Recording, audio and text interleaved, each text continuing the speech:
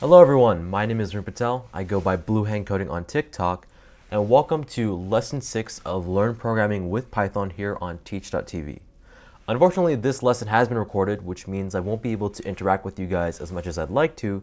So if you do have questions, you can reach out through the links in my Teach homepage, or you can save your questions for our next live lesson when we'll do a review of what we touch upon here today. So to go ahead and get started, let's actually do a review of our previous lesson, Lesson 5. And in Lesson 5, we sort of just did a live version of Lesson 4.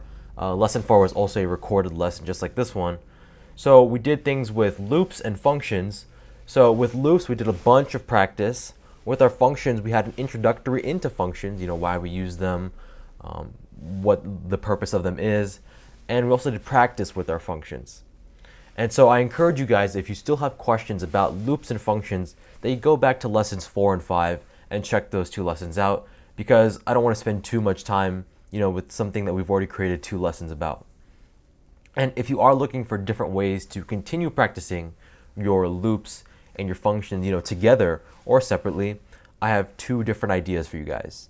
So the first idea to get some practice with your loops is to work with something called the Fibonacci sequence. And here I've pulled up this site which explains how the Fibonacci sequence works.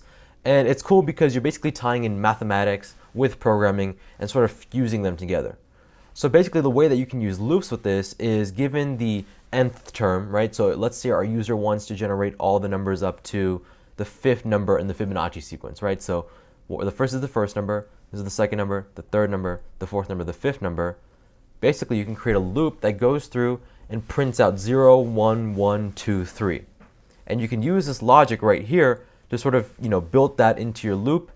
And so as your user gives a number of, numbers they want in the sequence, you can print that out using a for loop.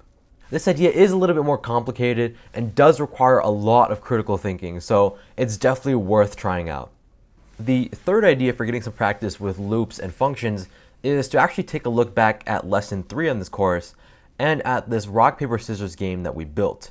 Now, if you look at this, you can notice that this only goes for 1 round. The user and the opponent don't have the ability to continue playing for multiple rounds. So basically, you can create a while loop that allows the user to say, hey, we want to play for another round. And you can also build it in so you can keep track of the score. And once the user's like, we don't want to play any more rounds, you can then print out the score for either the opponent and the user. You can also use functions to sort of create and wrap itself around this if statement that we have here, all these if and else if statements, because you can take input from both the users as arguments. So user 1 picks a rock, user 2 picks a scissors, and you can sort of have this within your function, and you can have it return the winner of the game. You can have it return instead of printing them out. So with these project ideas out of the way, let's go ahead and get started with lesson 6. And the main thing I want to talk about in lesson 6 is something called a list. Now, a list is something called a data container. So let's think about that. We know that we have in Python, we have our data types, right? We have our strings, our floats, our booleans. These are all things that we've worked with. So what could a data container possibly be? Well, to introduce the idea of a data container, I sort of want you to think about a grocery list, right? When you go out for grocery shopping, you have a grocery list, and this list contains all sorts of things. You could have cereal, you could have milk, you could have water bottles, whatever. And these are all completely different things, right? Completely different data types. However, they're all contained within the same grocery list. So that's a cool way of thinking about lists in general. So with that analogy of the grocery list out of the way, let's go ahead and look at another practical usage for the list. So let's assume that we're teachers, and as teachers we have lots of students to take care of. Let's say that we're writing a program that's going to take all of the names of our students and then print them all out. How could we do that? Well, with what we know right now, we could say that we could go ahead and create a variable for every student that contains their name, right? We can have student 1 is equal to Varun. Student 2 is equal to John. Student 3 is equal to Edward. And so this works for a small scale, but what if we had a class that was 30 students big or 40 students big? It wouldn't seem very intelligent to go through and create students 1 to students 40 as variables, right? So what if there was a better way to do this? And that's where the list comes in. And as I said, it's a data container, right? So we want to contain the data of all of our students' names.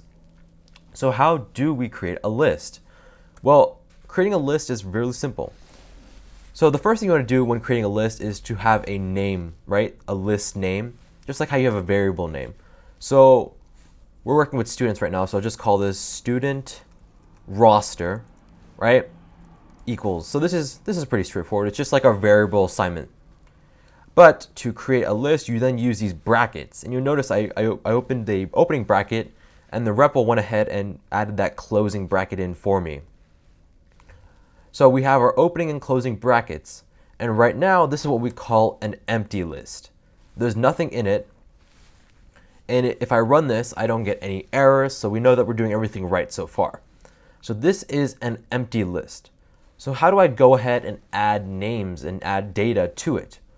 Well, the first way you can do it is to just go ahead and add them in manually. You can say Varun, David, John, whatever, any name you want. So let's take a look at what we have now. We have our container, right? That list is our data container, our grocery list, if you will.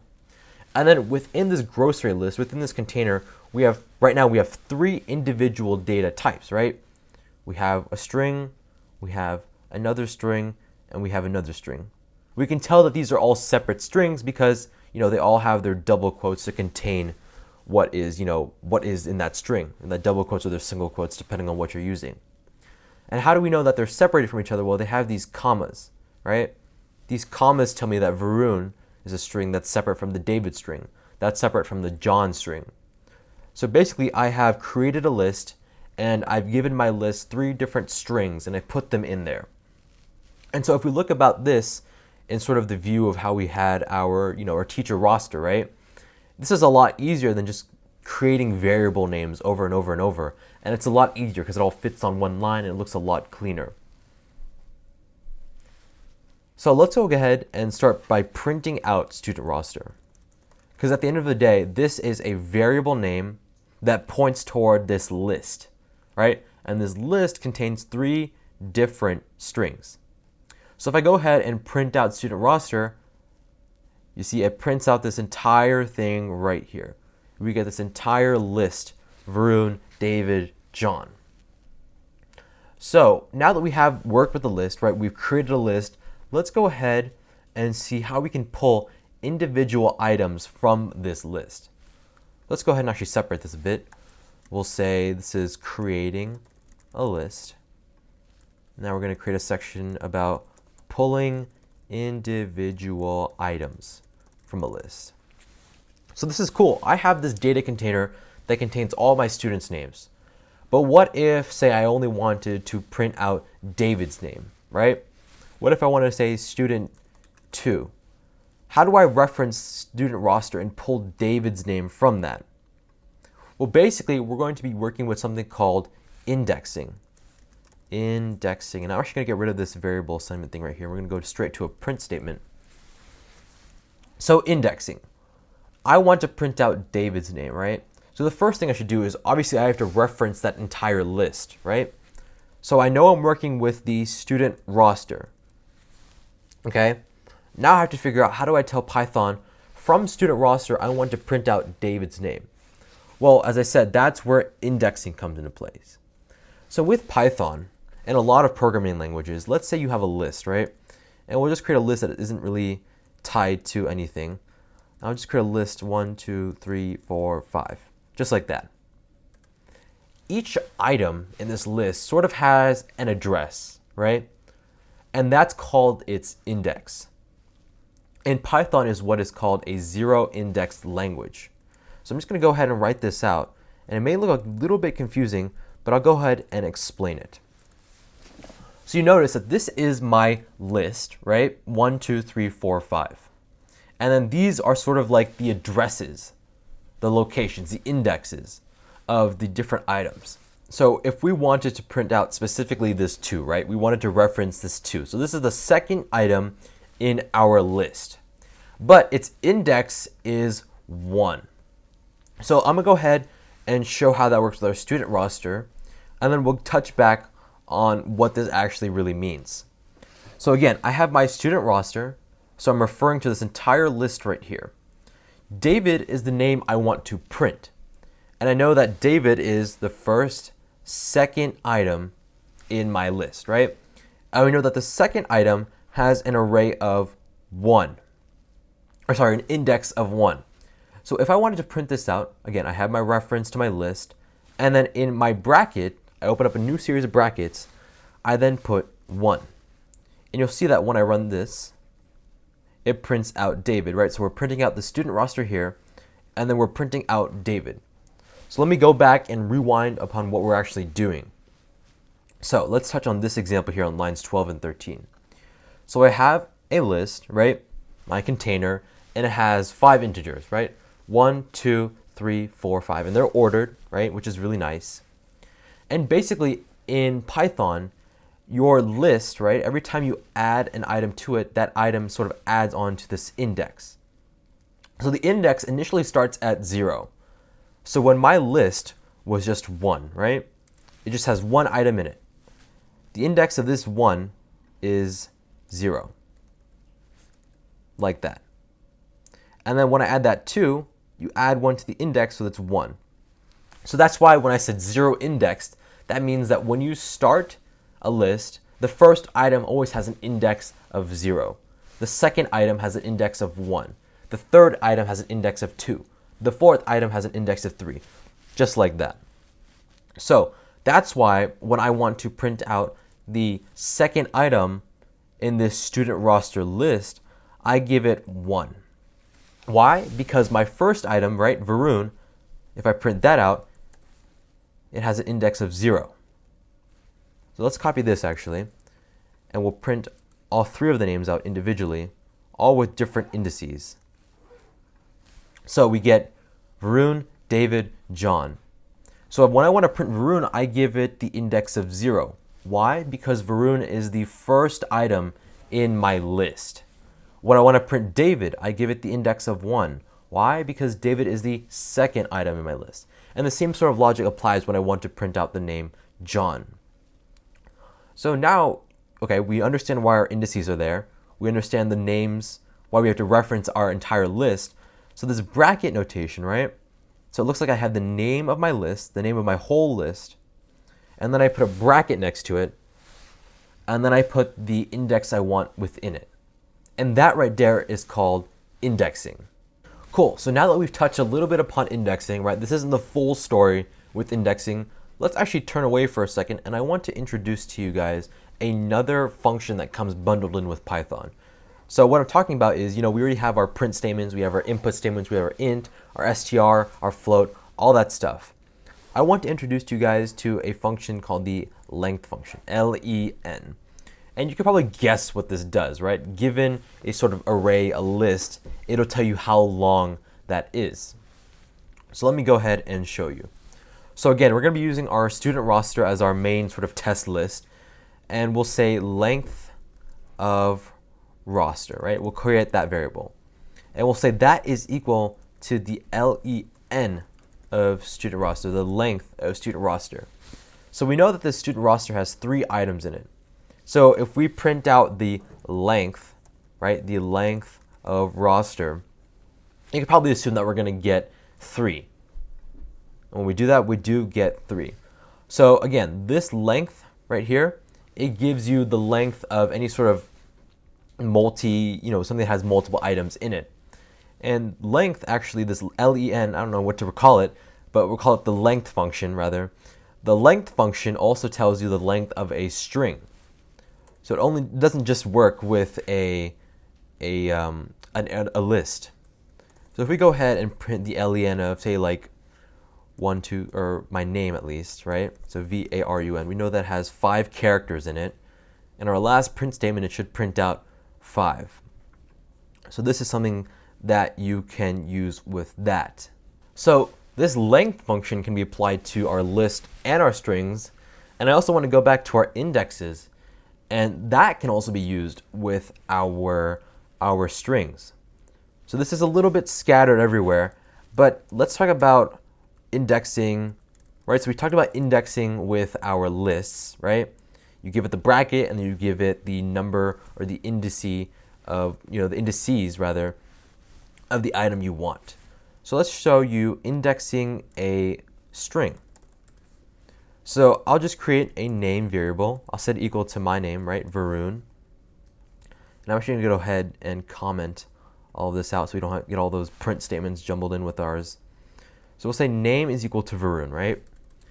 And let's print out the length of our name, right? So I'm just chaining these functions together. So we know that when it refers to name, it's referring to Varun. How long is this string? Well, it's 5 characters long, right? 1, 2, 3, 4, 5. So we've gone ahead and printed out the length of our name, of my name rather. Let's go ahead and see how we can use indexing with this. So I'm going to go ahead, have our print statement, and just like when you indexed a list, right, just like this, you have to have the name of the variable that you're working with. I'm working with this name variable, right? And then we have those brackets. So now we have to decide what goes inside of those brackets. Well, Varun, again, we know it's 5 characters long. And we know that in a list, your first item always has an index of 0. So if I wanted to print out this V, I would give this name like that. In the brackets, I would put a 0. Why? Because V is the first character in my entire string. And again, we know that in a list, which the same logic applies to a string, your first item in your list has an index of 0. It starts at 0. That's where the index always starts from. So if we print this out, you see that we get 5, right? That's the length. And then we print out this little bit right here, we get V. So now let me copy this and paste this 4 more times. And we're going to change each of these. So we're going to change it 0, 1, 2, 3, 4. And I know this is a recorded lesson, but I asked you guys to stop here and sort of predict what you think might be printed out to the console. So if we go ahead and run this, actually let's go ahead and predict. So we know this prints out a V, right? The only thing that's different between all of these is the index that we give it. So what is the item in what is a character in my name string, right? In this string that has an index of 1? Well, we know that your first character always has a 0 index. Your second character, right, you add 1 to your index. So if I'm adding 1 to 0, I get 1. So that means the second item has an index of 1. So that means if I run this out, we should get all the letters V-A-R-U-N, just like that. And boom, that's exactly what I get. And so this idea of indexing and this length function, they sort of tie our lists and our strings together because they all kind of work the same sort of way, which is why I didn't talk about indexing when we were working with just strings alone. I saved it for when we were working with our lists. So far we've worked with strings, lists, we've introduced a new function, and we've learned what indexing is. So let's rewind a little bit and try to tie all that together with what we already know. So I'm going to go ahead and clear this all out. Actually, I'm going to leave this roster example right here. And we're going to use that to sort of guide what we do next. So that's our roster. Again, everything still works. But what I want to do now is show how we can use a for loop to sort of explore or continue exploring the idea of indices. So we know that our for loop runs for a set amount of time, right? And so if I run this for loop for I in range, we know this list is 3 items long, right? 3. And I print out this I, we see I get 0, 1, 2. This 0, 1, 2 also sort of ties back to these indices for these individual items. So let me go ahead and I'm just going to change this print I to a print student roster I. And I'm going to comment this out here. If we run this, we get Varun, David, John, all from our for loop. So what is this doing, right? So again, we have our student roster, right? That's where we pull our specific items from. What is this for loop doing? Well, this for loop, as we showed in, when I ran it previously, it generates the number 0, 1, 2. 0, 1, 2, because it's going in the range of 3. right? So that's 0 all the way up to, but not including 3. So that generates the number 0, 1, 2. And as I go through this loop, right, I first wrote 0. So this I is 0 in my first, run of my loop. So we already know what this does. This prints out Varun. And then when we go in the second turn of the loop, that changes to a 1. And then, that prints out David. And you can probably guess that when it goes on its final loop, right, on that 2, we get John, because it's printing out the student roster at the index of 2. So what if we had a list where, we didn't know the size? Well, that's actually where we can use our length function, right? So let me comment this out. And let's go ahead and just print out the length of student roster. And if I do that, we get 3. What does that 3 tie into? The 3 that I've used and given to my range. So let me uncomment this. I'll cut out this length of the student roster and I'll paste it. When we run this, we get Varun, David, John. So we have just done a lot. So let me go over what this is all doing. The first thing that might seem a little bit confusing, this length, right? How I'm able to just put it within my range function. Well, we know that Python works, right? When it's going through all your code, it works in and out. So it's working within this, and then it's going out to this range. So we know that when Python sees this whole line of code, right? It's going to go ahead and figure out what this comes to first. What is the length of my student roster? Well, we printed it out, and it comes to 3, right? Then this becomes 3. And we already know what a loop like this does, right? Let's go ahead and just print that out. It gives us 0, 1, 2, or if it should if it runs. But with that in mind, right, since it gives us that 0, 1, 2, we can then use the value of I to pull a specific value from that list given the index. So let me try running this one more time.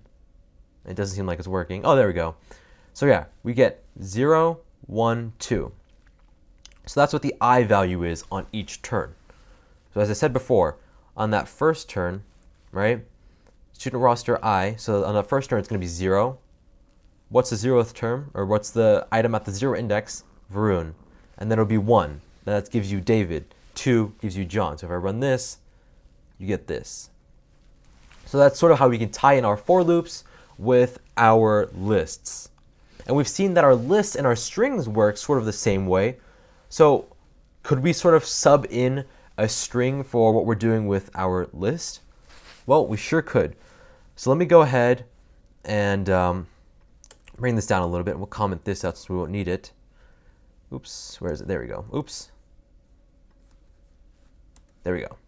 So let's create a variable. I'll call it my full name. So I'll say name is equal to, actually I'll just say blue hand coding, right? So we're going to start by changing this to name, right? Because that's the string we want to refer to. We're going to print out each character separately. And if I run this, you see we only get the blue. Why? Because we're only generating up to 0, 1, 2. We want to go for the whole entirety of this string. So as I showed you guys before, we can use our length function there. So if we give it length with name, right, what will this give us? So we know this is 1, 2, 3, 4, 5, 6, 7, 8, 9, 10, 11, 12, 13, 14. Hopefully I counted that right. This is 14 characters long. So this will sort of simplify into range 14. So that's all the numbers from 0 to 13, right? Up until, but not including 14. So let me go back to that. And if we run this, you see we get each item separately from that blue hand coding string, from that name string. So let's revise and let's go over what we've done here. We've taken our list and we've taken our strings and we've shown how they're very similar to each other. They're similar in the sense that you can use the length function on them to see how long the list or the string is. And they're also similar because they work the same way with indexes, right? You start at 0 and as long as your string or your list is, you can pull values from that using that index, that address, if you will. With that in mind, we then built that into what we know with our for loops, right? Our for loops generate a series of numbers. And again, our numbers, right, those indices are how we pull specific items from a list or a string.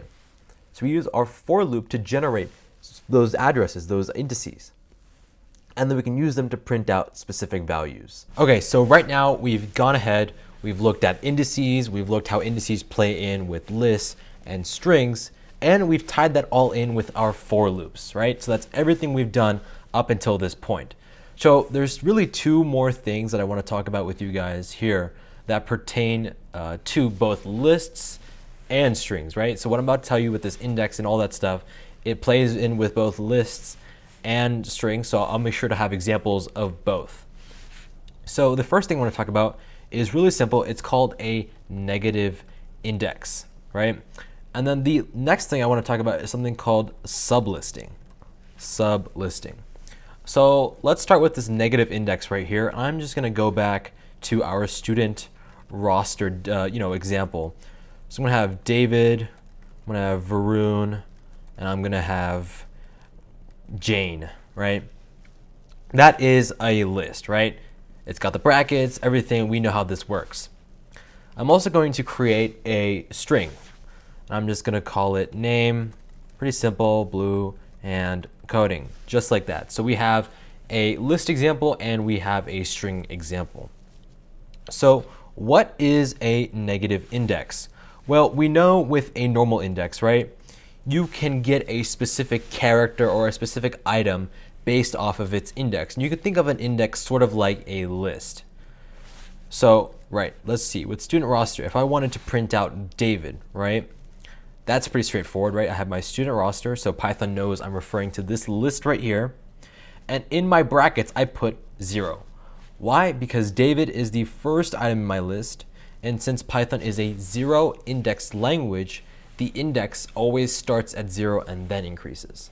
So we print this out, we should get something like David, right? That's exactly what we want. Cool. And if we want to print out Jane, right, how would we do that? So this is 0, this is 1, this is 2, right? It's the second index because it's the third item in the list. So I print this out with the index of 2, I get Jane. Now, we're going from the start to the end, right? We're starting at 0, 1, 2. What if there was a way you could reference an item, right? Pull an item, we're going backwards. So let me explain what I mean by that. So how are we getting to Jane, right? We're going 1, 0, 1, 2. We're going forward, right? We're going left to right. But Python also gives you a way to go sort of right to left, right? Work with a negative index. So if I, create my normal thing right here, but instead of putting 2, I put -1, you'll see I get Jane 2 times. So how is it that these two things, right? The index of 2 and the index of -1 refer to the same exact thing? Well, with 2, right, we know we're going 0, 1, 2. With -1, what Python does is it starts at the end, and since it's -1, it just goes back 1. And if you go back 1, you get Jane. So let's take this and let's try getting the other names with both their normal index and their negative index. So we got this to print out Jane. How would we print out Varun? Well, normally, right, 0, 1. So we know Varun is at our first index. How to do this with our negative index? Well, let's start all the way at the end of this list, right? I'm going to go back 1, I get to Jane. And then I go back 2, then I get to Varun. So I'm taking -2 steps. So you can sort of think about it in terms of steps. So cool, I have 1 and -2. Let me comment this out, and let's see if this gives us the same result, right? They should both ideally print out my name. And bingo, they do exactly that. So now let me uncomment this section and comment this part out. Now we want to print David. Well, David's pretty easy with our normal index, right? It's the first item in the list. So that means it has the index of 0. So student roster, 0.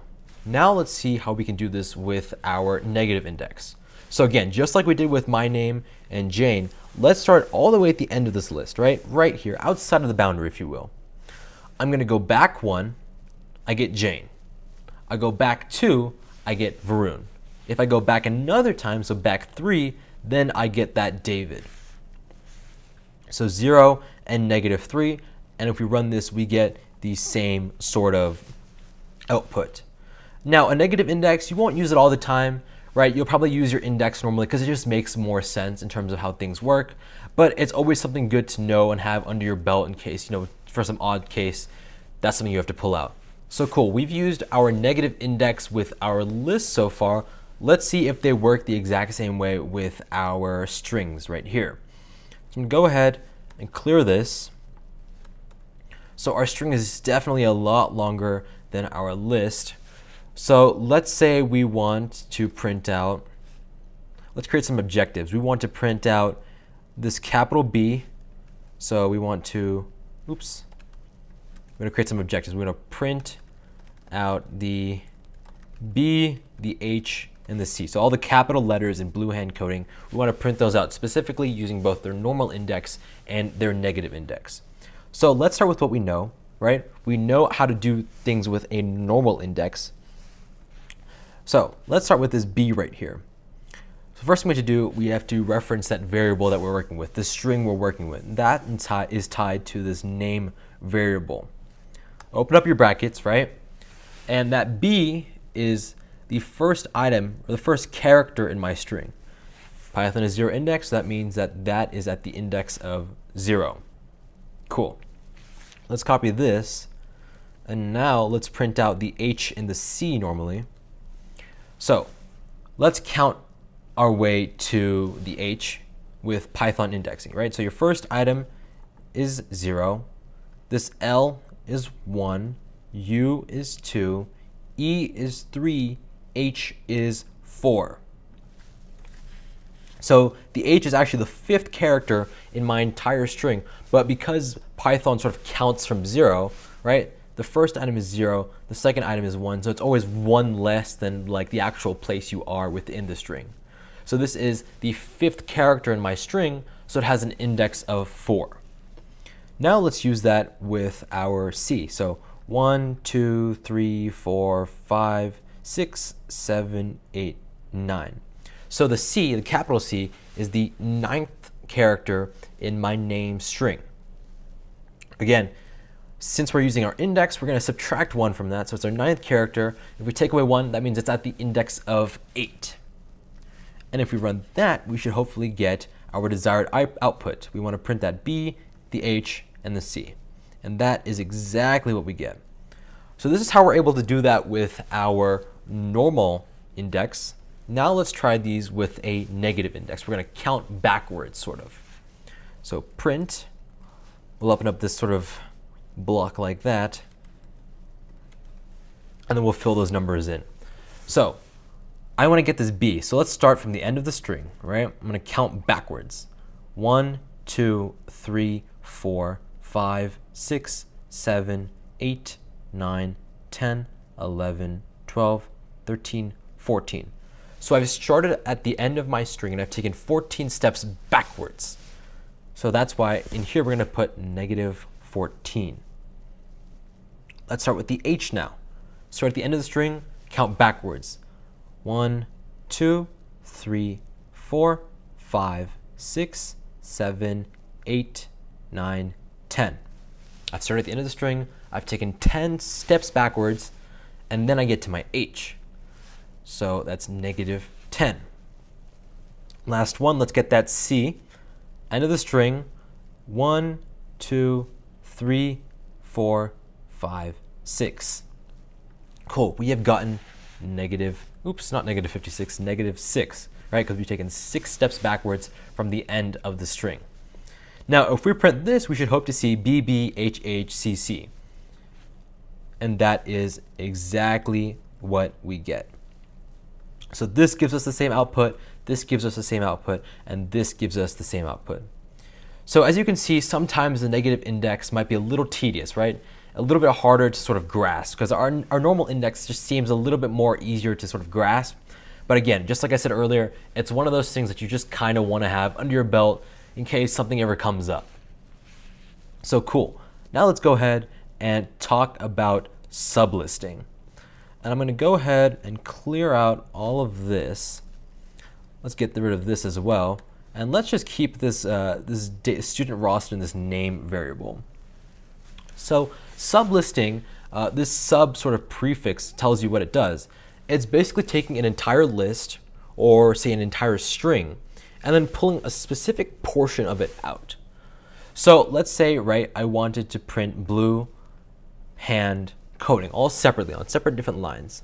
I could use sublisting, sort of pull those parts out of this whole name string. So let's start with our list example. So we have student roster, right? I'm gonna have this print statement, student roster, I'm gonna have my brackets. This is pretty straightforward, right? Now let's actually rewind a little bit and talk about our range function. I know that might seem a little bit random, but if you guys remember correctly, right, when we had our range function, we had to specify a start, a stop, and a step, right? Well, actually, we only had to specify a stop, but Python let us specify a start and a step. You can also do the same sort of thing with this little bracket. You can do those things in those brackets. So you can tell Python, hey, I want you to start at David, and I only want you to go up until Varun. Leave out this Jane. And from that, once you tell Python that, it's able to build a list that only contains these first two items. So let me go ahead and just create an example. And actually, before I get started, I'm going to add a couple more names to this. We'll say John, Bob, Jay, and we'll add my friend Natish in there. Cool, so we have a little bit more room to work with. So just like with our range function, let's go ahead and start by specifying that start, that stop, and that step. So let's start with what we know, right? Let's say I just want to print out Varun, right? How can I do that? Well, 0, 1, it's the first item in my list. Print that, we get Varun. So we know that works. Let's say I wanted to print Varun. Sorry, let's say I wanted to print David, then Jane, then Bob, and then Tish. So I'm sort of like skipping over one, right? So let's think about this in terms of the index itself. 0, right? I want that. I don't want this 1, right? Because it's the second item, so it has an index of 1. And actually, let me go ahead and sort of add those.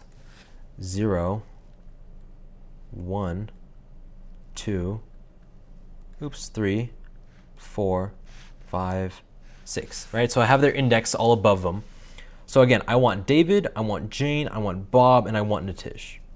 So in this list, it seems like I'm pulling all of the indices, right, that are even numbers. So let's think about this from what we know with our for loops, right? I'm actually going to comment this out as well. Let's come here. How do we get all of the odd numbers, all of the even numbers from 0 to 6, including 6, right? So we have our for I in range.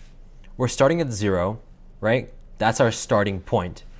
We want to include this 6, right? If you remember, with your range, you have to go all the way up to not include that final value. So we're going 0 to 7, and then we're stepping by, well, we're going 0 to 2, 2 to 4, 4 to 6. So we're jumping by a value of 2. So if we run this, right, we want to print that I out. We should get something that gives us 0, 2, 4, 6, right? And that's exactly what that gives us. And right here, we're specifying that start, that stop, and that step. So let's see how we can tie this in to what you can do with sublisting. So first, let's specify our start point, 0, right? We're starting at David. In order to sort of add that stop, you're not going to separate them by a comma like this. You're going to separate it with a colon. So I'm just going to add a little bit of space of that so it doesn't sort of jumble together. Where am I stopping at? I'm going up to but not including 7, right? And I'm going to step by a value of 2. And I'm going to comment out, actually I'll leave this for loop in there. And if I run this, I get, oops, don't want to move that actually. Messes it all up. I get David, right? We want David. I get Jane, I want Jane. I get Bob, I want Bob, and I get Natish. So what have we done here? Well, we've used sublisting to create a new list. And you can see that if I want to save this, I can save this to a variable. Let's call this even indices, I don't know how to spell that, indices students. Terrible variable name, but you get the point. And if I print that out, print even indices students,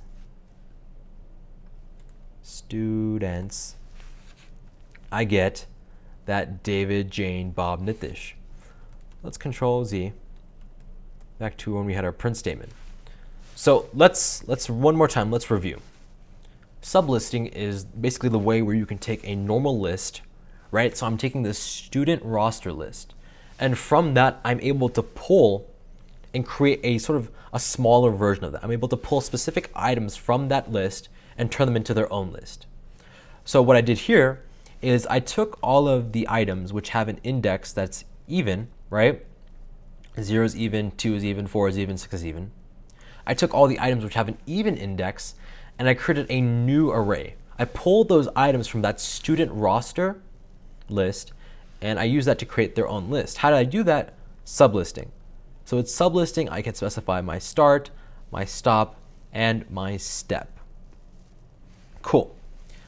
Now, if we turn back a little bit, if you remember with your range function, you didn't always have to specify your values, right? So if I wanted to print everything from 0 to 6 with a step of 1, and I ran this, right? You see, I don't have to specify anything except where I'm stopping. And with sublisting, there are default values just like how there are with that range function. So your start value will always default to 0. Your step value will always default to 1. And your stop value will always default to the last item in your list. So since that start value actually defaults to 0, I can leave that out. And if I run this, let me comment out this for loop here. If I run this, I still get David, Jane, Bob, Nitish. But since I'm specifying that, that's a default value, it still works out. So that is how we can sort of use sublisting with a list. And again, you can modify this. You can print out only the ones with odd numbers, or you can print every third item in the list, right? You start at 0, you go all the way to the end, but you step by 3. So sublisting gives you a lot of space to do that sort of thing. And again, it sort of works just like how our for loop works with our range function. So we have shown how to use sublisting with our our lists. I might use the word arrays sort of interchangeably. This list data container is also it's in other languages as well, and they're also called arrays there. So I might switch between them, but at the end of the day, I'm referring to the same sort of thing. So now let's use sublisting with our strings. Now let's create a little assignment for ourselves. I want to print out blue, oops, forgot the capital, blue hand coding. So I want to take this whole name, right, this whole string, and I want to cut it into 3 parts. The first part will have the first part of my name, blue. Second part of the name will have hand. Last part will have coding. So how do we do this? Well, let's start by tackling this first thing, blue. I have a print statement here. Again, we're referring to that name. So we're going to have our name variable there. We have our brackets. And now let's sort of think about this in terms of the indices we're working with. So I am starting at B, which has an index of 0, right? That's the first item in that entire string. 0, 1, 2, 3. So I'm going from index 0 to index 3, right? So let's think about it in terms of our start, our stop, and our step. I want to print out 0, 1, 2, 3. So I'm definitely going to start at 0, right? I'm going to 3, but if you remember, just like our range function, it's all the way up to but not including. So if I want to go 0, 1, 2, 3, I actually have to stop at 4. Why? Because Python will go all the way up to 3, but it's not going to go to that 4. That's how that works. All the way up to, but not including. I'm going to keep saying that over and over and over. And actually, that shouldn't be a comma. That should be a colon, just like that. That's how you sort of separate those values. Now, how am I stepping between them? So I'm going 0, 1, 2, 3. So I'm stepping by 1, right? So it's a default value. There's no need for me to have to specify anything else there. I could, for example, if I wanted to keep it very explicit and easy for me to understand, I could put a 1 there. I could leave this blank, or I could get rid of that colon altogether. But for the sake of this video, I'm actually just going to leave that there so we know what we're working with, right? And let's go ahead and run this. And you see we get blue. Let's save this to a variable. We'll call it first part, right? Because that's really the first part of our name. Now let's go ahead and tackle this hand. That's our second part. We'll open up a print statement to sort of test this whole thing out. So name, brackets. Start, stop, step. Let's think about it in that way. So let's see, what index is that h at? So 0, 1, 2, 3, 4. It's at that fourth index. When I start, I want to start at index of 4. Now I've got to find out where am I going? Where am I stopping at? So 0, 1, 2, 3, 4, 5, 6, 7. So the last letter, that D in the hand word, right? It has an index of 7. So my stop value needs to be 8. So Python will go all the way up to but not including 8. And again, just like with the first part, we're stepping by 1. We're going 4, 5, 6, 7, 8, right? That's how our indices will work. We'll go 4, 5, 6, 7. So we're just stepping by a value of 1. So we'll go ahead and make that explicit anyway. If I run this now, hopefully I should get hand. Cool, so we know that works. Let's go ahead and save that to second part. Now let's go ahead and tackle this last part here. So we'll call this, well, print statement rather. Have our name variable. What is the first thing we do? Well, we have to identify where we are starting from. So let's go ahead and get started counting. 0, 1, 2, 3, 4, 5, 6, 7, 8. So in the word coding, that capital C starts at the index of 8. Let's add our colon and figure out where we're stopping at. Well, we're going all the way to the end. And again, default value, so there's really no need for us to have to specify it because Python will automatically go all the way to the end if it's not specified. But again, let's go ahead and make it explicit. So 0, 1, 2, 3, 4, 5, 6, 7, 8, 9, 10, 11, 12, 13. So that G has an index of 13, so we're going to go up to 14. And again, step by 1, run this, coding. So let's call this last part. And here we have all of the parts of my username. So let's print them all out. First part, second part. Remember, this is actually from the first lesson where we have our comma syntax, I like to call it. And this will actually put a space between all three of these things. So blue, space, hand, space, coding. Cool. And I'm going to go back here and I'm actually going to show how this thing will work even with the sort of defaults in place. So I'm actually going to go ahead and get rid of this 1 right here, right? Because the step automatically defaults to 1. Now if I run this, this works out just fine. Now with our first part, actually we can go ahead and get rid of this whole thing right here. And you'll see that it still works just fine. Now with our first part, again, remember Python always defaults to 0. It always knows to start at 0. So if we get rid of that right there, we still get blue. And we know that when we're going to the end, Python will automatically do that for us. So if you get rid of that there, we still get coding. So think of this as the very explicit way of writing it. So this is sort of like the explicit way of writing it. And what I shortened it to is sort of like the way you can get away with writing it, like the easiest way of writing it. So now we've talked about sublisting, we've talked about our negative indexes, we've talked about indices. So let's go ahead and start talking about changing values, adding things to a list, deleting things from a list. So let's go ahead and clear everything we have here, just like so. So in this little section of today's lesson, we're going to talk about changing values, right? Changing values in a list. Then we're going to talk about deleting items or deleting values, from a list. And then we're going to talk about adding values. Adding values to a list. Make that a capital for the sake of keeping things the same. So again, let's create a sample list to work with. And you know what? Let's actually go back and touch upon our grocery list example. So let's create a grocery list. Okay? What goes in a grocery list? Well, we'll add a couple things. We'll add milk. We'll add oats. I don't know. We'll add bread. And we'll add cereal.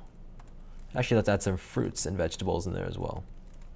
Vegetables. Cool. So this is our grocery list, right? It has all these different things. Changing values in a list. So let's say I'm going to go ahead and print out the grocery list just to show you that it works. Right? So our grocery list gives us what we want it to give us. Okay?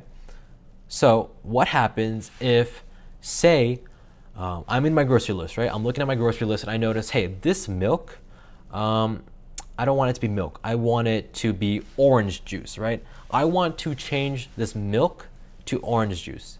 If that's the scenario you're in, then what you can do is you say grocery list, put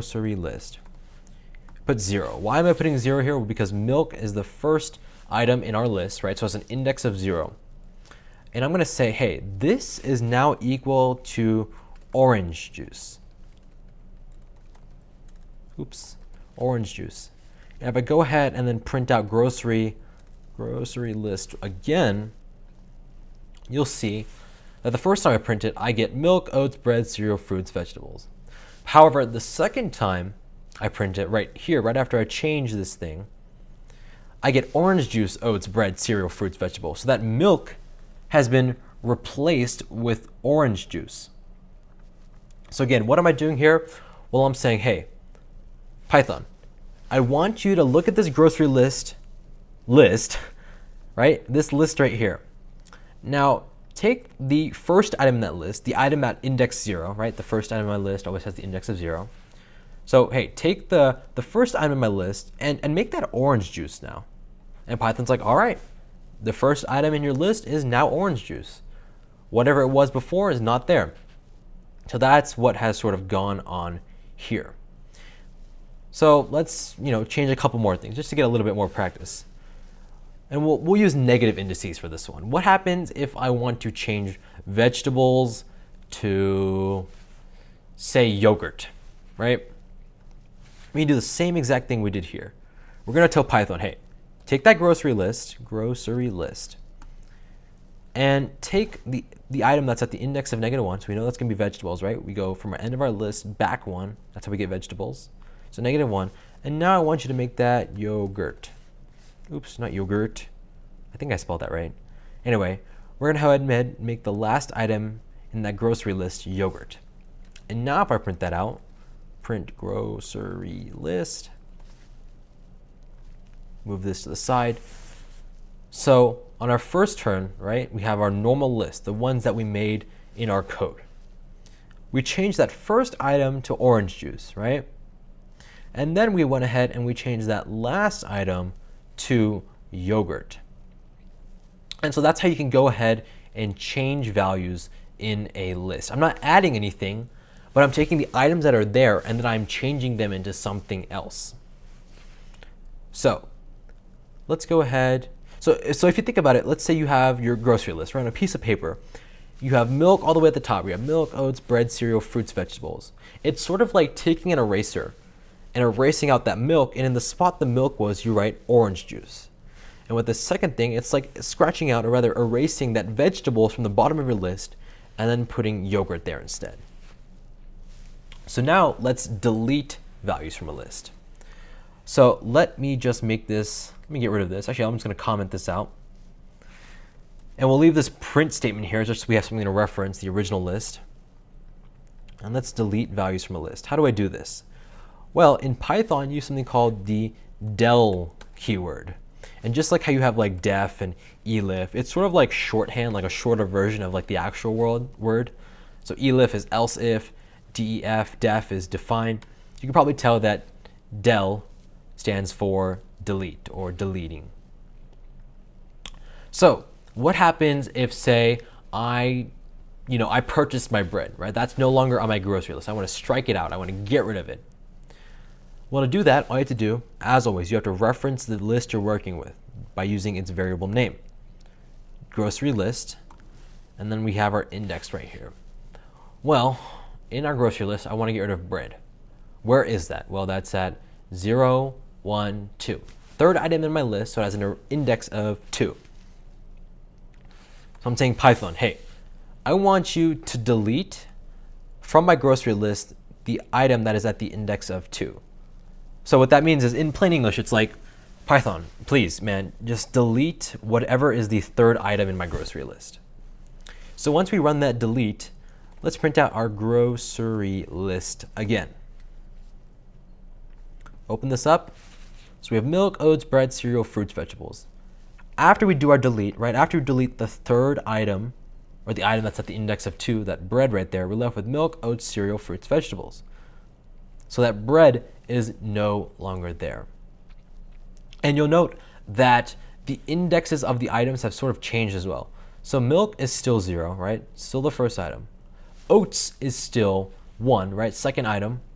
Cereal originally had an index of 3, right? 0, 1, 2, 3. However, now it has an index of 2. 0, 1, 2. So the indices have all changed. They've all sort of shifted downwards after they came after the bread that we removed. So that's an important thing to note there. So cool, we now know how to delete values from a list. Now let's go ahead and add values to a list. And there's really two ways of doing this. So the first way to add a value to a list, let's actually get rid of this actually. Let's get rid of all of this right here. The first way to add a value to a list is to use something called .append. And you might be wondering, hey, this looks a lot like a function, right? We have the name of the function, and then we have the parentheses. However, this is what we call in Python a method. This is a method, not a function. And we'll talk a lot more about this later. This has to do with object-oriented programming. So think of a method as a function that can only be attached to a specific data type. So this .append right here, it only works with lists. That is the only sort of thing that you can use it with. So let's see what I'm talking about. So I have my grocery list, right? And I'm walking through the aisles and I realize, oh wait, I need to add, plastic knives and stuff because I'm having a party. So I'm going to say my grocery list .append. So you see I have that .append. And what am I going to put in here? I'm going to put plastic utensils. So how does this read out in plain English? What does Python see when it sees this? So Python's like, all right, so this is my grocery list. And then at this point, I'm telling Python, hey, Python, you see this grocery list that you have right here? I want you to add plastic utensils to the end of that list. Because when you use .append, you're adding it on to the end of the list. So once I do that, I print out my grocery list like so. You see that when I started, I had milk, oats, bread, cereal, fruits, vegetables. Now I have all of that, including my plastic utensils. So again, .append is what is called a method, not a function, right? Because if this was a function, it would look something like this, right? Append, and then we'd have grocery list and whatever. No. .append is something that is specific to the list data container, right? Because grocery list is a list. And appending something to a list is only something that's specific to a list, if that makes sense. And again, don't worry a little bit too much about this. This is something that we'll talk upon later. But for now, just know .append is sort of like a function that is specific to a specific data type or an object. So with this .append, I'm able to add things to the end of my list. So let me go ahead and move this print statement up, and let's add another thing to my list. I'm going to say grocery list .append, and we'll say, I don't know, chocolate. right? Choco, or eggs rather. So I'm going to print that out.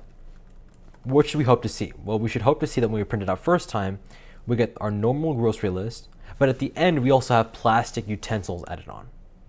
And then we should see that once we run this, we should have our normal list with plastic utensils at the end, and then we add eggs to the end of that. So let's try that. And boom, that is exactly what we get. So you notice that every time I dot append something, it goes all the way back to the end of that list. And you also notice that with this grocery list dot append, I don't have to do anything like grocery list is equal to grocery list dot append. No, this is sort of what's called in place. So you don't have to assign it to a variable again. So that is dot append, and that is a method, and it is one of the ways where we can add values directly to the end of our list. And again, it's one of the most easiest ways to do it. However, let's say you wanted to have a little bit more control over where your items were being added, and that's where we have dot insert. And you notice, just like dot append, we have that dot right there, right? That period. And that tells us this is also a method. It is tied specifically to that list object, that list data container, that list data type. And we'll go back and we'll say, okay, I've added milk, oats, bread, cereal, fruits, vegetables, plastic utensils, and eggs. That's my whole thing right now.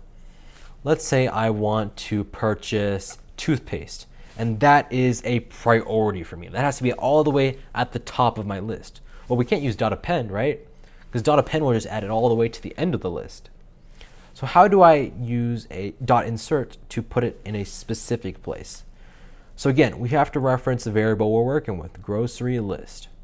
And then we're going to have dot insert. So dot insert actually takes two arguments, right? So just how a function can have a specific number of arguments, dot insert has to have two arguments. It has to have where you want it to go and what you want to put in that spot. And that makes sense, right? Because dot insert gives us the control over, choosing where specific things go.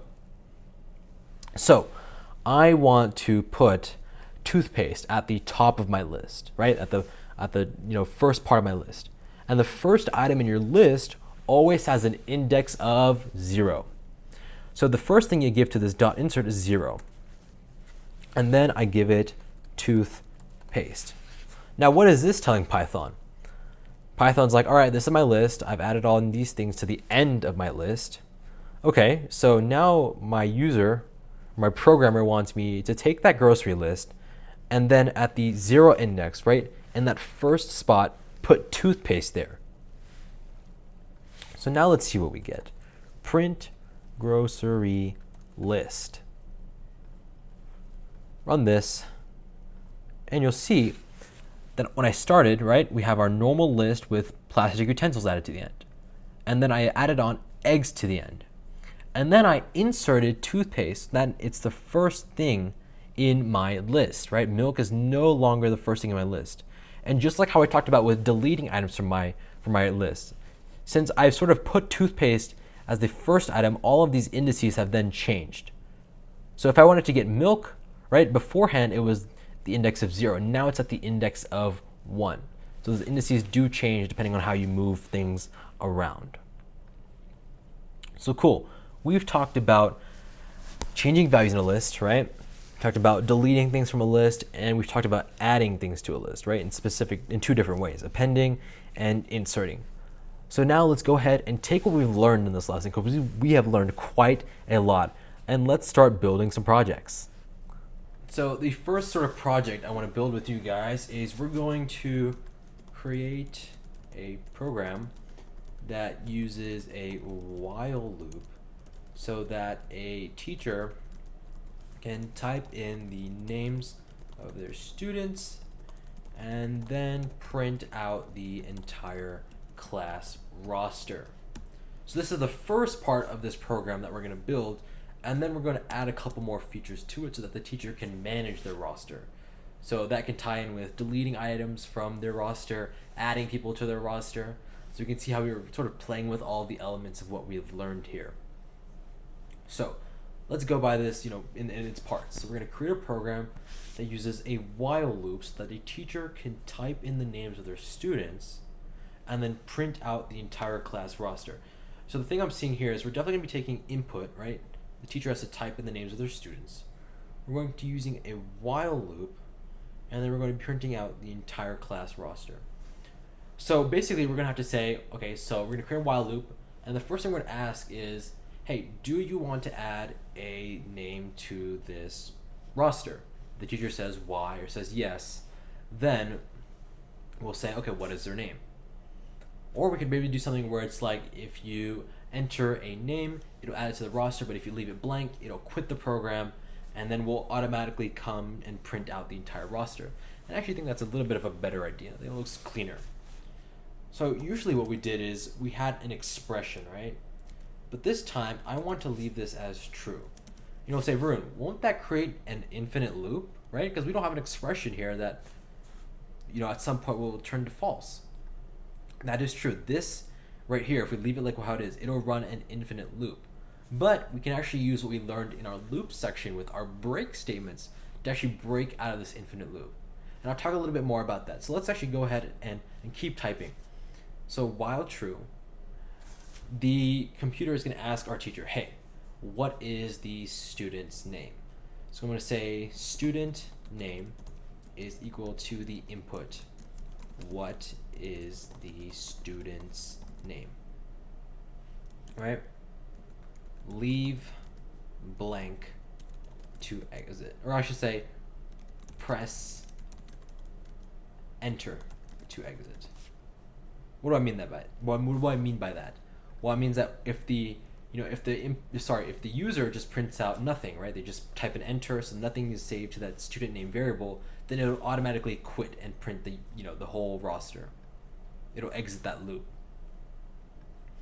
So the user will print out whatever they want to, or type in whatever they want to type in. And the first thing we want to check to see is if that student name is equal to empty, right? It's an empty string, right? So that means the user just typed in enter, didn't actually submit anything. If that's the case, then we're just going to break out of this loop, right? Because I said if press enter to exit. So if you press enter and nothing else, then the only thing that gets saved to the student name variable is this empty string. So in the case that the student name variable is an empty string, then we'll know that the teacher wants to exit out of this loop. So if they want to exit out of the loop, we'll break. And this is why we're able to get away with this whole while true thing. So let's take a look at this. What is a student? Actually, let me stop this and run it again. What is a student's name? And if I type in everything normally, right, it all works fine. Nothing's going on. But if I choose to just type enter, right, leave it blank, then we exit out. So that means when I'm pressing enter, I'm just saving an empty string to this student name variable. So that's how we're able to break out of this loop. So if they put enter, then we'll get this empty string. Else, right, that means they actually typed something. We will have to have a sort of a list, right? Class roster. Make that an empty list. Why am I not putting class roster within this while loop? Well, if I put class roster like this, right? Oops. Class roster like that in my while loop, then basically I will add something to this loop, and then at the end, it'll automatically reset the loop and make it empty again. And again, when I go through and we run this code, I'll show you guys one more time. We'll have a demonstration of why we can't leave the declaration of class roster within our while loop. So we'll leave it outside for now, right? So it doesn't always reset. And let's turn to our else statement. So if the user doesn't press enter, right? They give us an actual name.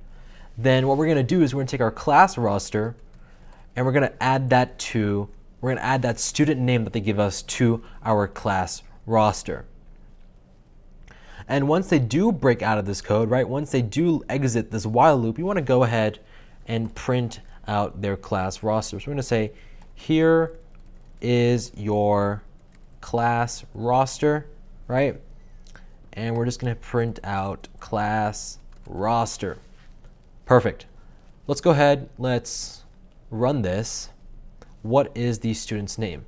And let's just check to see if we actually exit our loop if we just press enter. And if we print enter, it breaks out of this, right? It breaks out of this entire while loop, and then we come to this section of the code here. So it prints, here's your class roster. That roster is empty because we didn't have the chance to add anything to it. So let's run this one more time, and let's actually add some names to our list. So I'm going to say Varun, I'm going to say Jay, I'm going to say John, oops, I'm going to say Eddie. And now we've added these 4 names to our list, and I'm going to press enter now. And again, that should break us out of this entire while loop. And boom. Once we break out of this while loop, it says, here is your class roster. My class roster consists of Varun, right here, Jay, right here, John, right here, and Eddie, right here. So now let's sort of build up on this, right? Because we touched upon everything we needed to. We have a while loop. We have the teacher's ability to type in any names of their students, and we're able to print out this entire class roster. And again, something that we did different this time is instead of having an entire expression here, we just left this as while true. We just left it as the true Boolean value. So this while loop would continue working and running, but because we have this break statement in here, we have the ability to sort of exit out of a infinite loop. And actually, this does look a little bit cleaner than some of the stuff that we used while loops for in the past. So let's clear this actually. So I've gone ahead and cleared the board here, and let's actually build up on what we were working on. Let's add a couple more features to it. So basically, we're going to create a class management system. So what that means is the teacher can add names to the roster, remove names, and change names depending on their specific location. Right, so this touches upon everything we've done in this lesson. So adding names, that should be .append. That's easy enough. Or we could use .insert. But let's say we just want to add it to the end of the roster. So we'll just use .append for that. Removing names, well, that's just our del keyword, right? Our delete keyword. And then we have our change names. So that's basically where we take an item at a specific index and then we assign it to a new value. So it's a class management system. So what that means is we're definitely going to be using a while loop here, right? Because the teacher has the ability to continue doing multiple operations on this whole class roster. So it'll be like, would you like to add a name? Would you like to remove a name? Or would you like to change a name? Let's say the teacher says remove a name. Then they'll be able to take a name away from the roster. So that's how we can sort of work from that. Let's go ahead. Again, we'll use class roster one more time, and we'll make a dummy roster again. John, Susie, Janice, Nitish, right? So that's just a starting roster for us to work with.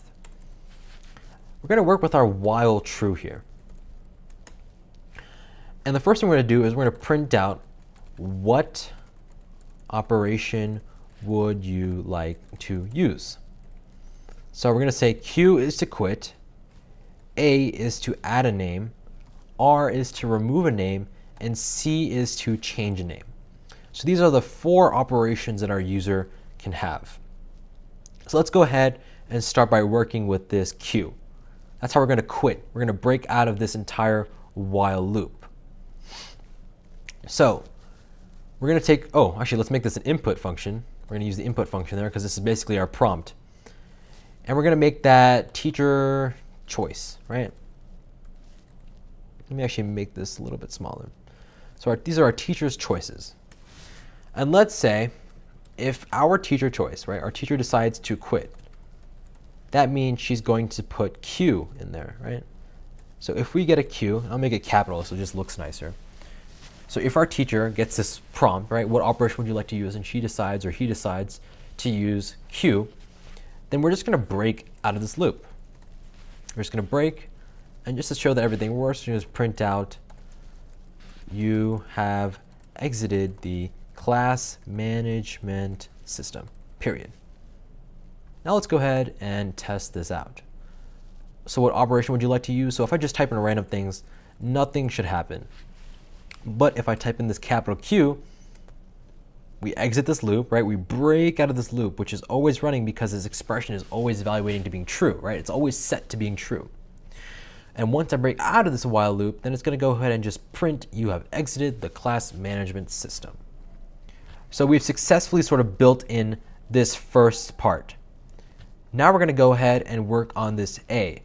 And this A is what we're going to use to add names to our roster. So we have an if at the top, so then we're going to have an elif, an else if. So we're going to say if the teacher choice is Q, then we're going to break. Else, if the teacher choice is A, then we need to ask the teacher what is that student's name. I'm going to say student name is equal to the input, what is the student's name. Just like that. And we're going to take that student's name and we're going to add it to the end of our class roster. Student name. And actually, I'm going to add another option. I'm going to put /p, and that's going to be to print out the entire roster. So quit, add, remove, change, or print out the whole thing. So let's go over what we have so far. If the teacher wants to quit out of the program, they'll type in Q, and that'll break us out of our loop and print out this, this friendly "you have exited the class management system" statement. If the teacher decides to print A, right, they give us an A, that means they want to add something to this class roster. That means we have to know what is that student's name that they want to add. So we're going to ask, what is that student's name? We're going to take whatever they have, and then we're going to add it to the end of our class roster. So we have our list name. We're using our .append method, not a function, it's a method. And within that, we're going to give it the argument of the name we want to add to the end of our class roster. And just to show that everything's working, let's actually add another elif, and we'll use this for if the teacher gives us a P. So that means they want to print out the roster. Then all we're going to do is just print class roster. So these are 3 options that we've built in so far. Let's go ahead and try them out.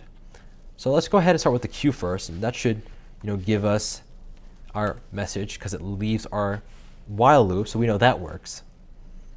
Let's try our P, right? That should give us an empty thing because, or not an empty thing, our current class roster, right? John, Susie, Janice, Nitish. Now let's try our A.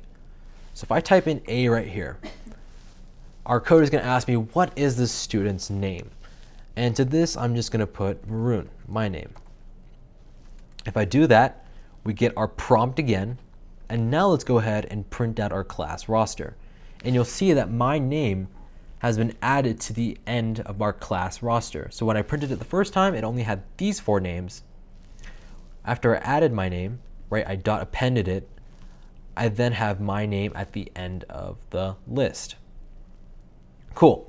So we have coded in our Q, our A, our P. Now we have to add our removing, right? Our removing our names and then changing the names. So let's add another elif. Teacher choice is equal to, let's start with removing, okay? So with this, it's going to ask, we're first going to have to ask for the index of the item we want to remove, right? So let's say we want to get rid of John. He is at index of 0. So let's say student index is equal to the input.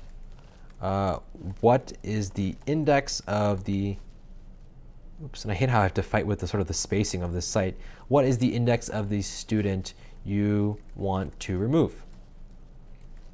And again, you'll note that our input function gives us things in terms of strings. But if you remember correctly, when we were doing our indexing and our sublisting and all of that, we were using integers. So we need to make sure that we convert our string that the input gives us to an int. So once we do that, it's pretty straightforward. We just use our del keyword. We have our class roster, right? Because that's the variable name that sort of ties to this list.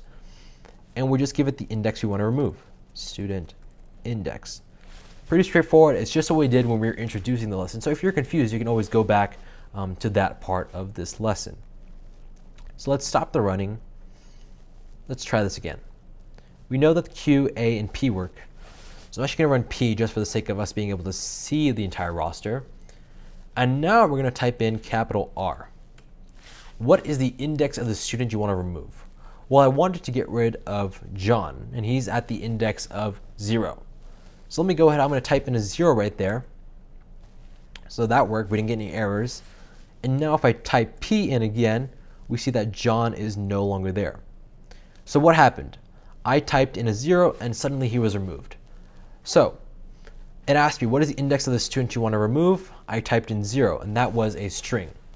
My int function, which sort of wraps around this input function, turned that string 0 into an integer 0. And then I used my del keyword to delete that item at the index of 0, my first item, from the list. So cool, we successfully implemented Q, A, P, and R. Now we have to use our C. So we say elif, else if teacher choice is equal to C.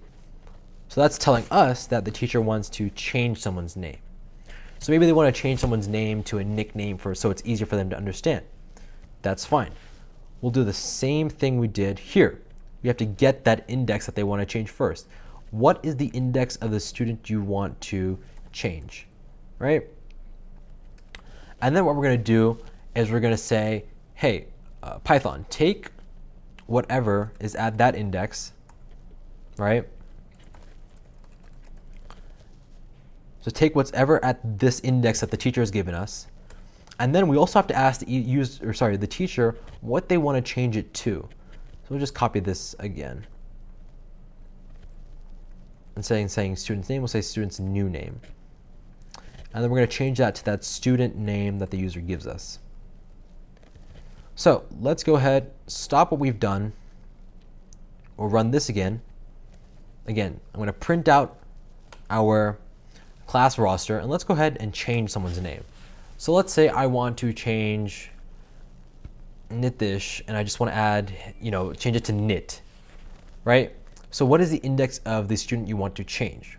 Well, Nitish is actually the last item in my list, so I could just use negative indexing. I could use -1. What is the student's new name? I'll just say Nit. That's his nickname, if you will. And if I run that, that should work. I didn't get any errors. Now if I print out my list, my class roster, Nitish is now Nit. And again, with that index, I didn't have to use negative indexing there. I could have used 0, 1, 2, 3. I could have used 3 because Nitish is still the 4th item in my list, meaning he has an index of 3. But again, I just want to show how all of these things sort of flow together. You can use them in tandem.